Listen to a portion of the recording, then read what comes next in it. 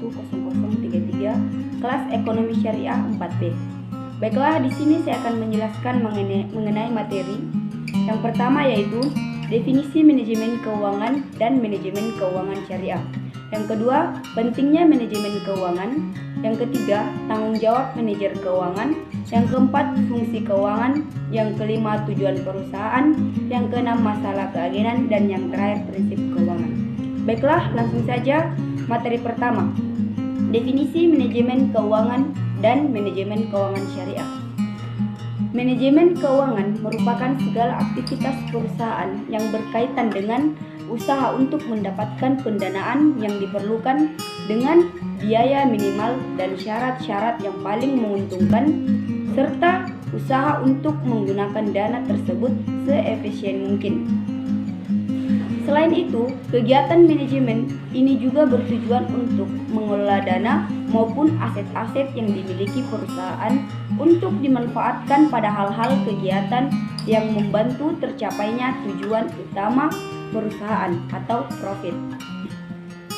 Dalam perusahaan atau bisnis, manajemen keuangan memiliki 3 aktivitas utama yang dilakukan oleh manajer keuangan, yaitu perolehan dana, aktivitas penggunaan dana, dan pengelolaan aktiva. Ketiga hal tersebut berkaitan dengan sumber keuangan internal maupun eksternal perusahaan. Modal kerja dan kepemilikan saham juga termasuk tugas dalam manajemen keuangan. Sedangkan manajemen keuangan perusahaan merupakan salah satu kunci kesuksesan sebuah perusahaan. Keuangan adalah dasar operasional perusahaan yang harus dikelola dengan baik. Pengelolaan keuangan yang buruk tentu dapat mengakibatkan kerugian dan pada tahap ekstrem dapat menghentikan jalannya sebuah perusahaan. Yang harus diperhatikan dalam manajemen keuangan perusahaan diantaranya, perusahaan harus memiliki prinsip keterbukaan terhadap aktivitas keuangan perusahaan. Profesional di bagian keuangan sebuah perusahaan wajib menyediakan informasi tentang aktivitas keuangan bagi orang yang berkepentingan, sehingga setiap departemen di perusahaan mendapat gambaran mengenai hal apa yang harus dilakukan untuk menjaga stabilitas keuangan perusahaan. Kemudian, akuntabilitas dalam manajemen keuangan merupakan kewajiban hukum dalam sebuah perusahaan. Kemudian ada manajemen keuangan syariah, adalah kegiatan manajerial keuangan secara individu maupun non-individu untuk mencapai tujuan dengan berlandaskan prinsip dan dasar hukum agama Islam sebagai pedomannya.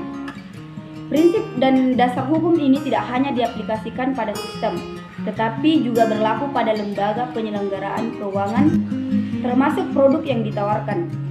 Kemudian materi kedua yaitu pentingnya manajemen keuangan. Manajemen keuangan dapat membantu kamu dalam mengatur arus kas operasional bisnis dengan membandingkan utang dan piutang yang akan jatuh tempo. Kemudian, kamu dapat mengatur kelancaran arus kas masuk dan keluar. Hal ini akan membuat Anda tetap memiliki kas yang cukup untuk menjalankan operasional bisnis. Kemudian materi ketiga yaitu tanggung jawab manajer keuangan. Ada 6, yaitu yang pertama, mengelola fungsi akuntansi perusahaan dalam sebuah perusahaan. Seorang finance manager bertanggung jawab untuk mengelola fungsi akuntansi untuk menghasilkan financial report yang akurat. Kemudian yang kedua, mengkoordinasi pengontrolan dana perusahaan seperti yang telah disebutkan sebelumnya. Seorang finance manager memiliki tanggung jawab penuh dalam pengontrolan penggunaan dana perusahaan. Inilah mengapa mereka juga bertugas untuk melakukan koordinasi dengan masing-masing divisi agar bisa mengetahui kebutuhan budget per divisi. Kemudian yang ketiga, melakukan perencanaan dan pengembangan sistem keuangan perusahaan. Seseorang finance manager dapat membantu mengembangkan sistem keuangan perusahaan dengan cara menentukan strategi finansial yang tepat sesuai dengan kebutuhan.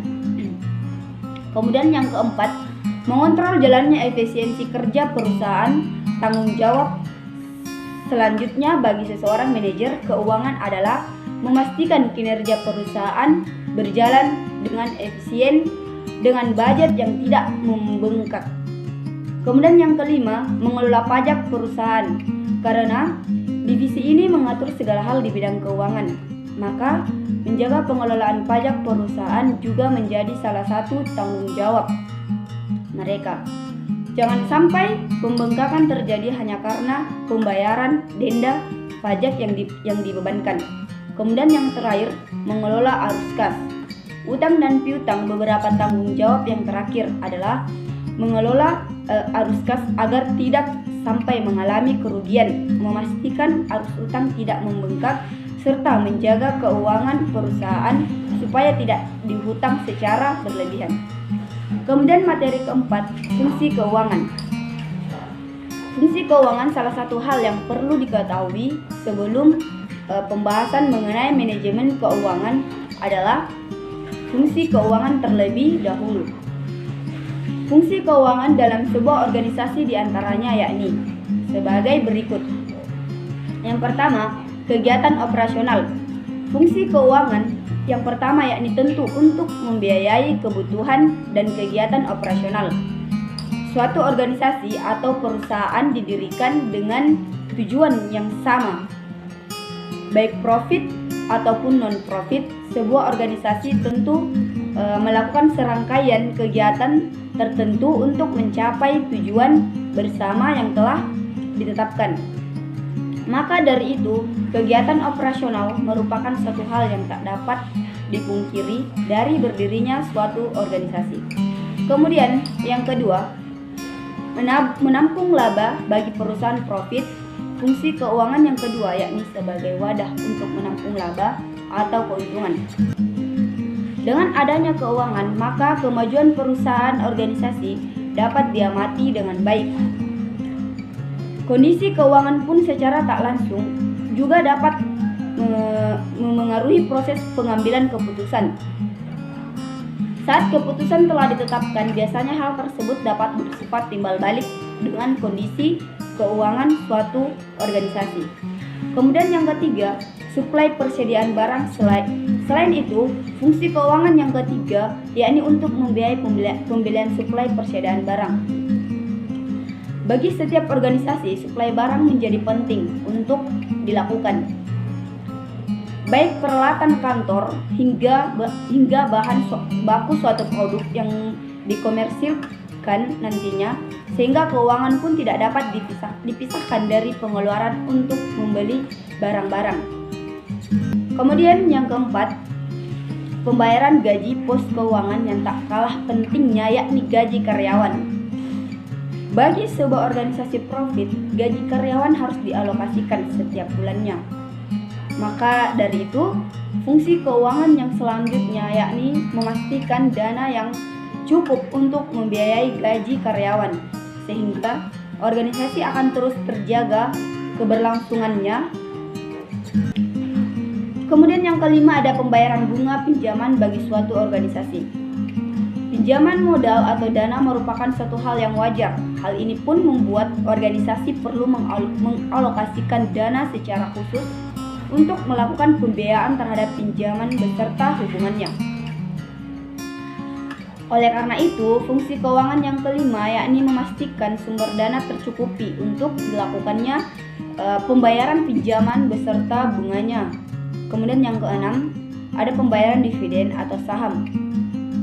Fungsi keuangan yang selanjutnya yakni sebagai pembiayaan dari dividen atau saham.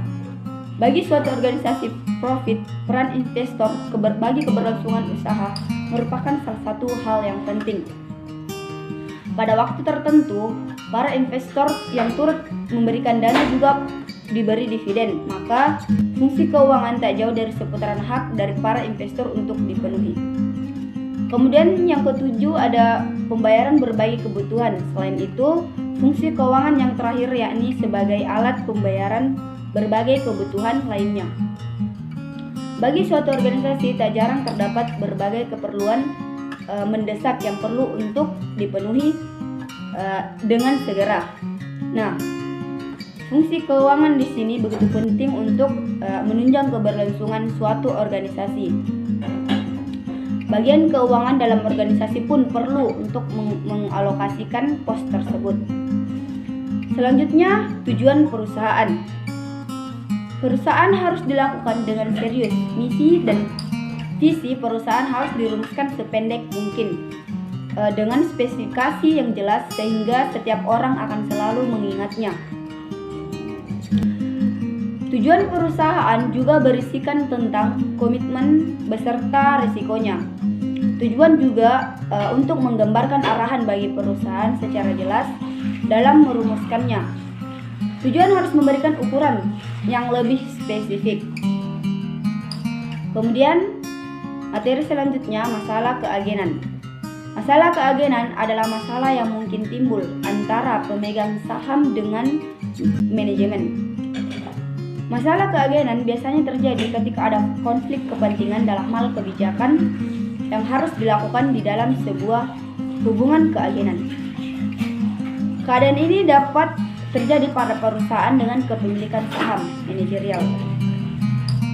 Kemudian materi yang terakhir yaitu ada prinsip keuangan. 7 prinsip manajemen keuangan yang harus dipahami guna memulai sebuah usaha harus memiliki bekal ilmu-ilmu manajemen. Salah satunya adalah prinsip manajemen keuangan yang harus dipahami. Prinsip ini perlu dikuasai oleh para pebisnis agar stabilitas keuangan perusahaan berada pada kondisi normal. Langkah awal yang bisa kamu terapkan adalah dengan memanfaatkan software pembayaran untuk pengelolaan keuangan perusahaan. Perkembangan ilmu teknologi yang semakin maju bisa kamu manfaatkan untuk mempermudah sistem informasi pada bisnis yang kamu jalankan. Salah satunya adalah penggunaan transaksi online untuk aktivitas pengeluaran dan pendapatan dari sebuah bisnis. Kemudahan ini bisa diaplikasikan dalam usaha yang sedang dijalankan karena sistem pembayaran cashless baru-baru ini sudah menjadi tren di kalangan masyarakat. Nah, berikut ini adalah 7 prinsip manajemen keuangan yang mesti kamu lakukan agar sukses menjalani bisnis dan bagaimana sih cara menunjang kegiatan bisnis dengan penggunaan kartu digital untuk perusahaan. Tujuan utama menerapkan prinsip manajemen keuangan pada bisnis yang kamu jalankan adalah untuk mengontrol seluruh kegiatan penggunaan anggaran dalam perusahaan. Hal ini perlu dilakukan agar bisa mengoptimalkan proses kerja bisnis dan mendatangkan keuntungan yang maksimal. 7 prinsip manajemen keuangan berikut ini bisa kamu terapkan agar bisnis yang kamu jalankan bisa sukses besar. Yang pertama ada pahami akuntabilitas keuangan perusahaan. Setiap pemangku kepentingan dalam sebuah bisnis, misalnya investor atau penaram modal, memiliki hak untuk mengetahui kemana saja perputaran dana dari bisnis yang dijalankan. Anggaran dan penggunaan dana harus memiliki laporan yang jelas dan dipertanggungjawabkan. Fungsi pertanggungjawaban moral atas perputaran dana bisnis ini dinamakan sebagai prinsip akuntabilitas, di mana sebuah perusahaan memiliki kewajiban hukum dan moral atas penggunaan dana yang diberikan oleh pihak ketiga. Dari prinsip tersebut, sebagai seorang pebisnis, kamu perlu memahami dengan detail akuntabilitas keuangan perusahaan. Kemudian yang kedua, ada konsisten dalam sistem dan kebijakan keuangan perusahaan. Prinsip kedua yang mesti kamu terapkan dalam mengelola keuangan perusahaan adalah perlunya sikap konsisten dalam sistem dan kebijakan keuangan perusahaan. Konsisten di sini tidak melulu diartikan selalu sama dari waktu ke waktu, tetapi lebih pada penyesuaian perubahan yang terukur berdasarkan sistem yang digunakan oleh perusahaan. Saat bisnis yang kamu jalankan melaju pesat atau mengalami kemunduran karena adanya pengaruh dari banyak hal, kamu harus menyesuaikan kebijakan keuangan pendekatan yang paling bisa dijalankan oleh perusahaan. Kemudian yang ketiga, perhatikan kelangsungan hidup keuangan perusahaan. Untuk menjaga iklim keuangan perusahaan yang kamu jalankan berada dalam kondisi yang sehat dan stabil, kamu perlu secara konsisten memperhatikan arus perputaran kas dan pemasukan dana secara berkala. Agar kelangsungan hidup keuangan perusahaan bisa terjamin, kamu juga perlu memperhatikan setiap pengeluaran perusahaan, baik di tingkat operasional maupun pengeluaran untuk strategi bisnis. Kemudian, kamu bisa sesuaikan perencanaan keuangan tersebut dengan dana yang dimiliki oleh perusahaan. Kemudian yang keempat, transparansi dalam setiap transaksi. Setiap perusahaan memiliki laporan keuangan yang bisa merangkum semua kegiatan pengeluaran dan pendapatan dalam proses bisnis. Idealnya setiap bulan perusahaan perlu memiliki laporan keuangan khusus dan akan dibukukan untuk periode 1 tahun berjalan. Pengelolaan keuangan yang dilakukan dalam setiap bisnis harus transparan agar semua pemangku kepentingan dalam sebuah bisnis bisa diberikan kepercayaan penuh pada pemegang kelola anggaran perusahaan. Yang mesti kamu ingat, transparansi keuangan perusahaan harus lengkap, akurat, dan tepat waktu sesuai perencanaan. Yang kelima, gunakan standar akuntansi. Salah satu prinsip manajemen keuangan perusahaan yang harus diterapkan oleh perusahaan adalah pengelolaan keuangan yang menggunakan standar akuntansi yang berlaku di Indonesia. Dengan adanya aturan tersebut, bagian yang menangani laporan keuangan perusahaan semestinya adalah orang-orang yang memiliki latar belakang keilmuan yang sesuai, misalnya para akuntan atau lulusan manajemen keuangan. Dengan adanya relevansi pengetahuan dan jenis pekerjaan yang dijalankan, pekerjaan pengelolaan keuangan akan semakin baik dan sesuai dengan standar akuntansi yang ada di Indonesia. Kemudian yang keenam, jaga integritas keuangan perusahaan. Agar laporan keuangan perusahaan sesuai dengan aktivitas yang terjadi di lapangan, para pekerja yang berada dalam lingkup manajerial keuangan harus memiliki integritas yang baik dalam menjalankan pekerjaannya. Butuh seseorang yang memiliki ketelitian dalam membuat catatan dan laporan keuangan perusahaan. Pastikan bisnis yang kamu jalankan memiliki integritas dalam kelengkapan dan pencatatan laporan keuangan perusahaan. Kemudian yang terakhir, jaga arus keuangan dengan pengelolaan yang baik. Prinsip manajemen keuangan lainnya perlu kamu terapkan ketika mengelola sebuah bisnis adalah menjaga arus keuangan dengan melakukan pengelolaan dana secara baik dan teliti. Kamu harus pastikan bahwa pengelolaan keuangan dalam bisnis yang kamu jalankan telah sesuai dengan standar akuntansi dan rencana anggaran yang telah ditetapkan oleh perusahaan yang kamu jalankan. Terima kasih, kurang dan lebihnya mohon dimaafkan. Wabillahi taufiq wal hidayah. Wassalamualaikum warahmatullahi wabarakatuh. Thank you for watching, guys.